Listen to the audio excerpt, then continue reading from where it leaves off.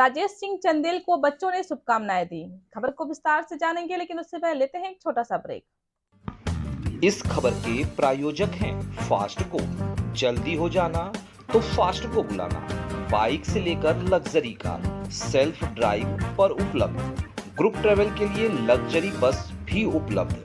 सबसे सस्ता एक बार सेवा का मौका अवश्य दें।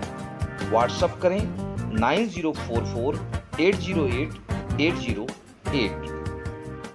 ब्रेक के बाद आप सभी का स्वागत है। खबर है मध्य प्रदेश के ग्वालियर की, जहां विवेकानंद नीडम के पास पुल के नीचे संचालित शिक्षण केंद्र पर लगभग 125 बच्चों और 20 शिक्षकों की उपस्थिति में स्थानांतरित पुलिस अधीक्षक राजेश सिंह चंदेल को बच्चों ने शुभकामनाएं दी एवं अच्छे कार्यकाल के लिए याद किया। राजेश सिंह चंदेल विगत में अपने कार्यकाल में पाठशाला से बहुत निकटता से जुड़ रहे हैं, समय पर बच्चों का मार्गदर्शन करते रहे। उल्लेखनीय है कि विभिन्न सामाजिक संगठनों और व्यक्तियों के हमारे पाठशाला पर पढ़ने वाले बच्चों को भावी शिक्षा के लिए गोद लिया। इस दृष्टि से चंदेल साहब ने भी एक बच्चे को गोद लेने की घोषणा की और उसके भविष्य की शिक्षा हेतु आर्थिक तथा अन्य मदद देने का आश्वासन दिया।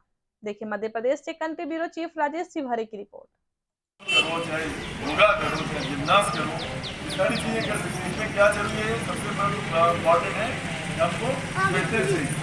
आपको एक काम करना चाहिए, जैसे हम आते हैं तो हमको पहले आपको 1 किलोमीटर का दौड़ लगाना चाहिए, ताकि आप दौड़ लगाओ, फिट रखो, शरीर हमारा फिट रहेगा, हम हर चीज कर पाएंगे। दूसरा क्या है कि हमको मुँह बढ़ना चाहिए, जैसे हमको राइटिंग स्किल सिखा रहे हैं। जो सारी चीज़ें जरूरी है वो आप यहाँ पे कर सकते हो। आपको क्या पढ़ना चाहिए, पढ़ें, बड़ों की जीवनी पढ़ें, आप बहुतों का जीवन पढ़ेंगे, बाबा साहब अम्बेडकर का जीवन पढ़ेंगे, हमारा उनका जो पुराने भी हो गए, हमारे कलाम साहब का जीवन चरित्र पढ़ेंगे। वो इतने सारे बच्चों में एक बच्चा था जो हमारे राष्ट्रपति बने, जो हमारे देश के सबसे बड़े साइंटिस्ट बने। तो इन परिस्थितियों में उन्होंने संघर्ष किया, कैसे बने आगे, और वो सबके उदाहरण बने।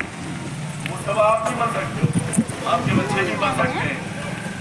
और डिसिप्लिन से रखने के लिए प्यार से बोलते रहे, बच्चे अच्छी बहुत प्यारी बच्चे हैं। लेकिन हमको अनुशासित रहना पड़ेगा, जो हमको करना है उसको लग के एक ही काम करना पड़ेगा।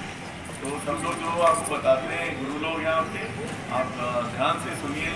उनका जो महत्व है आपके जीवन में और सार्वजनिक जीवन में बहुत महत्वपूर्ण है। जो कहते हैं कि अंधेरा भीड़ पर रह जाता है और वहाँ पे गंदगी पनपती है, वो गंदगी वायरस पैदा करती है। पूरी सोसाइटी जो सोचते हैं कि हमको इसमें नहीं असर पड़ेगा, तो कोरोना जैसा वायरस आता है। वो कब आता है, कहीं ना कहीं छूट जाती है, तो बैक्टीरिया पैदा हो जाता है। चाहे मानव रूपी में बैक्टीरिया हो, इस तरह के वेबसाइट बन जाते हैं, आतंकवादी बन जाते हैं, क्रिमिनल बन जाते हैं, वो सब रोकने का है। और निश्चित तौर पर पूरे समाज के लिए बहुत बड़ा कल्याण का काम आप हम लोग कर रहे हो।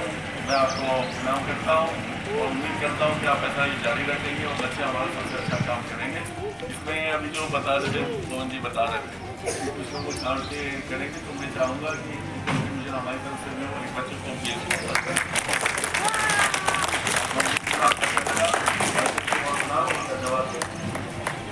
बहुत अद्भुत पाठशाला है और यहाँ के बहुत ही आनंद लगता है, क्योंकि हम समाज के ऐसे बच्चों से मिलते हैं जो बेचारे उपेक्षित हैं, जिनके पास बहुत संसाधन नहीं है। और उसमें माननीय आदरणीय ओपी दीक्षित साहब का सेवार्थ कल्याण समिति का बड़ा ज़बरदस्त योगदान है, जो इतने लोग सब जुड़े हुए हैं कि अपना समय निकालते हैं, कीमती समय निकालते हैं, बच्चों के साथ व्यतीत करते हैं, उनको जीवन में कैसे वो अच्छा व्यक्तित्व को विकास करें उसके बारे में ज्ञान देते हैं, हर चीज़ समझाते हैं, साथ में रहते हैं।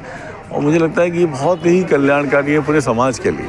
समाज में ऐसे बच्चे जिनमें चीज़ें हैं, टैलेंट है, उनको अगर स्थान नहीं मिलता, उनको सही गाइडेंस नहीं मिलता, तो वो नेगेटिव अपराधी की तरफ बढ़ते हैं, अपराध बढ़ते हैं, हिंसा बढ़ती है।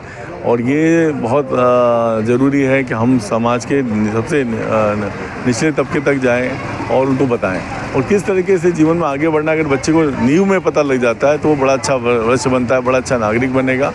तो मैं यहाँ हमेशा आके मुझे बड़ा सुखद अनुभव लगता है और मुझे लगता है कि किसी पुण्य के काम में मैं भागीदार होता हूँ।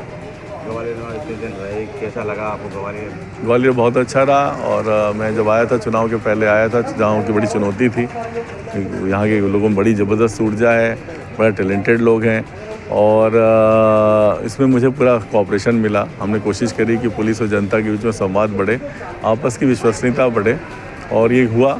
बड़े क्राइम्स जो थे वो सारे डिटेक्ट भी हुए। चुनाव भी बहुत शांति निर्विघ्न तरीके से हुए, जो सामान्यतः यहाँ काफ़ी हिंसा की घटनाएं होती थी, इस बार इतनी घटनाएं नहीं हुई हैं।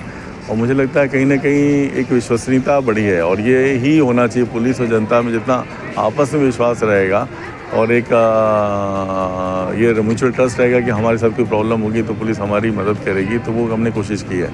तो मुझे लगता है कि उसमें मुझे अच्छा अनुभव रहा है, और अब जब ईश्वर मौका देगा तो फिर कभी काम करेंगे।